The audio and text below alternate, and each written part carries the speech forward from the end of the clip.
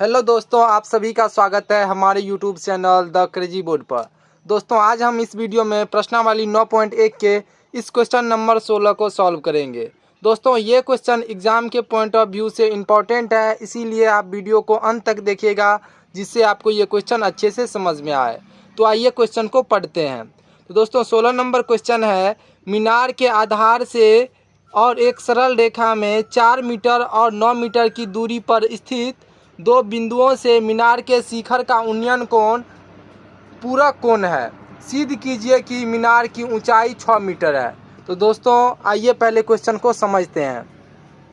दोस्तों, क्वेश्चन कह रहा है मीनार के आधार से एक सरल रेखा में। तो दोस्तों, ये एक मीनार हो गया और मीनार का आधार ये हो गया। एक सरल रेखा में यानी एक सीधी रेखा में 4 मीटर और 9 मीटर की दूरी पर दो बिंदु स्थित है। एक 4 मीटर की दूरी पर स्थित है एक बिंदु, इसको मान लीजिए ए, और एक 9 मीटर की दूरी पर स्थित है, इसको मान लीजिए बी। मीनार के आधार से दो बिंदु स्थित है, एक 4 मीटर की दूरी पर और दूसरा बिंदु है 9 मीटर की दूरी पर। दो बिंदुओं से मीनार के शिखर के उन्नयन कोण पूरक कोण है। तो इन दोनों बिंदुओं से इस मीनार के शिखर का जो उन्नयन कोण है वो पूरक कोण है। तो दोस्तों, सबसे पहले हमको पूरक कोण क्या होता है वो समझना पड़ेगा।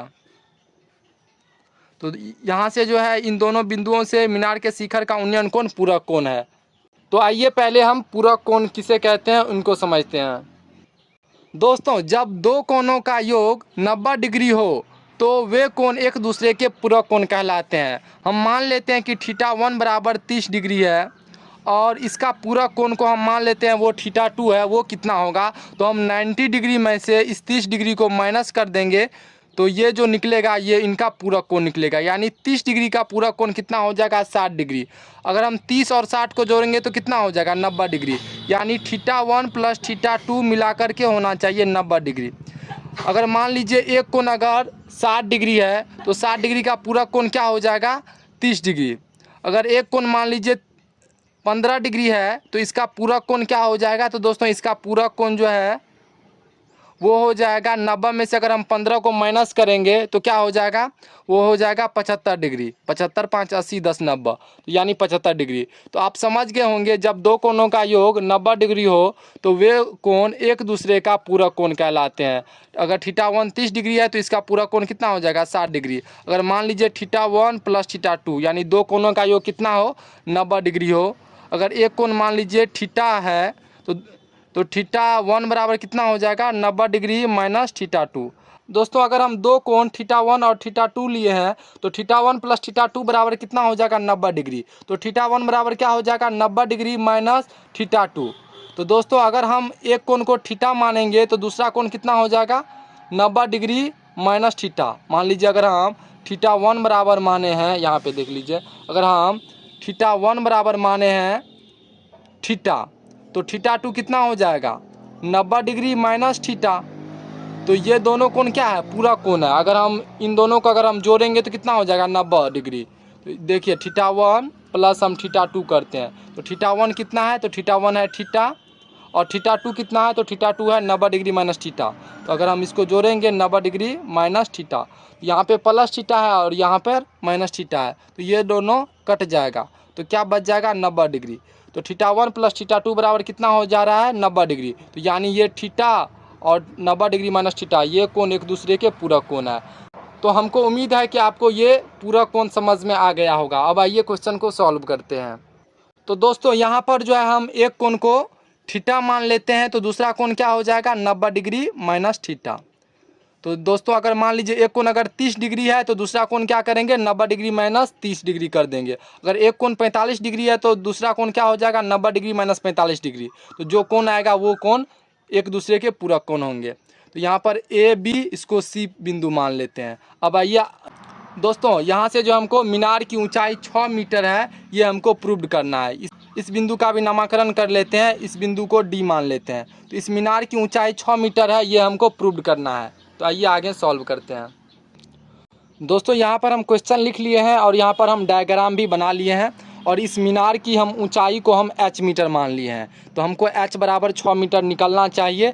और यही हमको प्रूव करना है। अब आइए आगे इसको सॉल्व करते हैं। तो यहाँ पे हम मान लेते हैं, माना कि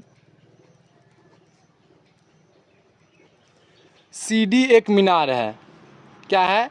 CD एक मीनार है। माना कि CD एक मीनार है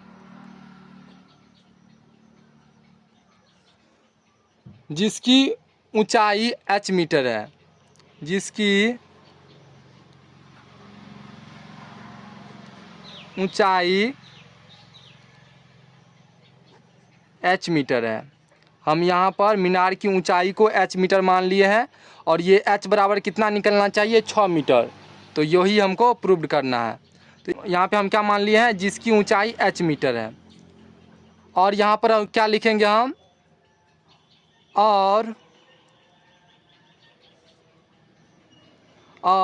मीनार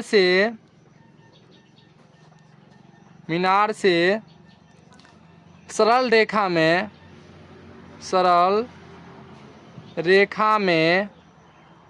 मीनार से क्या है? सरल रेखा में 4 मीटर और 9 मीटर की दूरी पर दो बिंदु स्थित है। मीनार से सरल रेखा में 4 मीटर और 9 मीटर की दूरी पर दो बिंदु A और B स्थित है। दो बिंदु A और B स्थित है। दोस्तों इतना हमको लिख देना है। अब आइए इसको आगे सॉल्व करते हैं। तो दोस्तों यहाँ पर 4 मीटर की दूरी पर बिंदु A स्थित है। तो ये कितना मीटर की दूरी पर है? ये है 4 मीटर की दूरी पर। और बिंदु B जो है वो 9 मीटर की दूरी पर स्थित है। 9 मीटर की दूरी पर बिंदु B स्थित है। तो अब सबसे पहले हम क्या करेंगे? सबसे पहले हम त्रिभुज ACD को सॉल्व करेंगे। तो यहाँ पे हम लिखेंगे समकोण त्रिभुज ACD में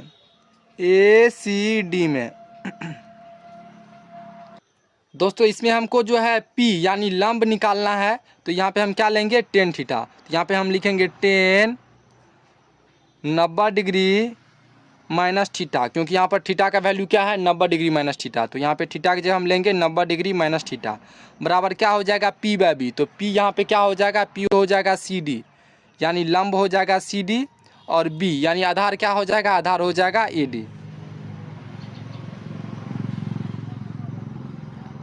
अब टेन 90 डिग्री माइनस थीटा बराबर होता है कॉट थीटा। ये आप जानते होंगे। तो यहाँ पे हम लिख देंगे कॉट थीटा बराबर CD का वैल्यू हम क्या माने हैं? वो माने हैं हम h मीटर। तो यहाँ पर हम h लिख देंगे।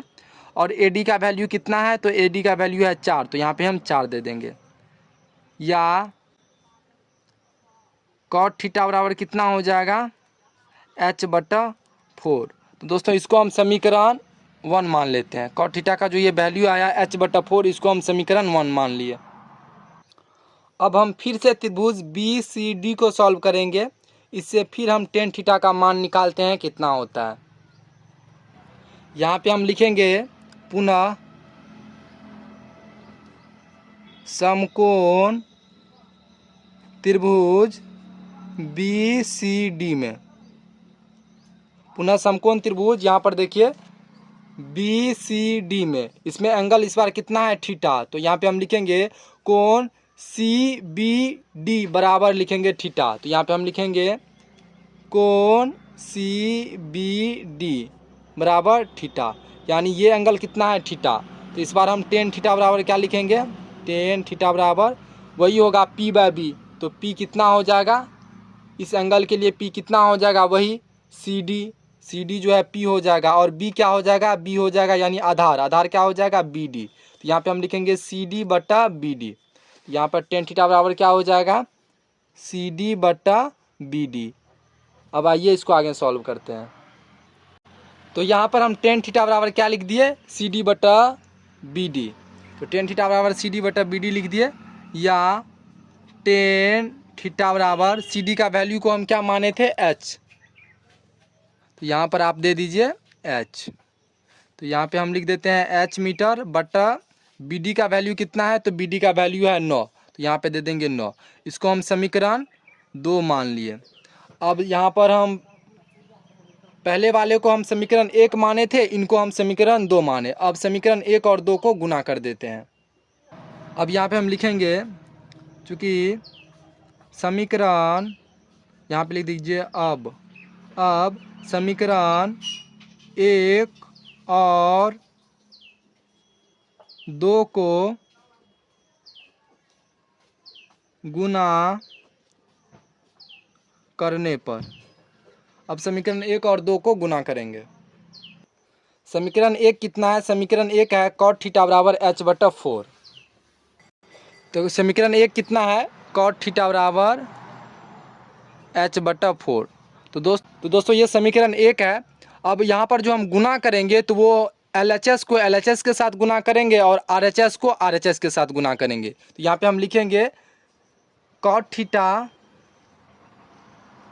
इंटू टेन थीटा, क्योंकि ये दोनों LHS है, टेन थीटा और cot थीटा LHS है, तो हम इसको एक साथ गुना करेंगे। तो यहाँ पे हम लिखेंगे cot theta into tan theta बराबर, अब RHS को RHS के साथ गुना करेंगे तो RHS में क्या है h/4 गुना, और समीकरण 2 में RHS कितना है h/9, तो यहाँ पे हम लिखेंगे h/9।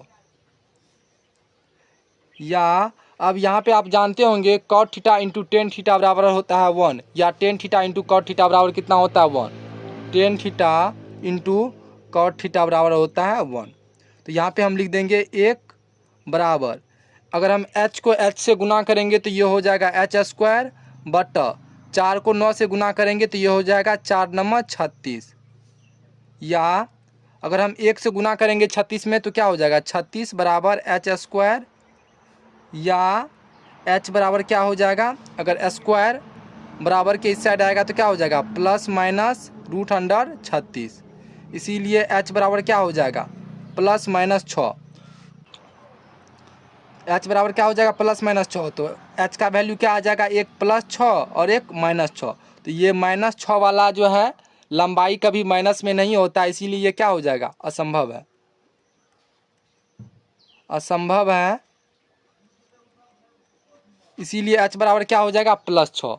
तो जो ऊंचाई आया हमको, मीनार की जो ऊंचाई आया h बराबर कितना निकला हमको यहाँ पे 6 मीटर। तो यहाँ पे हम लिख देंगे इसीलिए h बराबर 6 मीटर, और यहाँ पे हम लिख देंगे अतः मीनार की ऊंचाई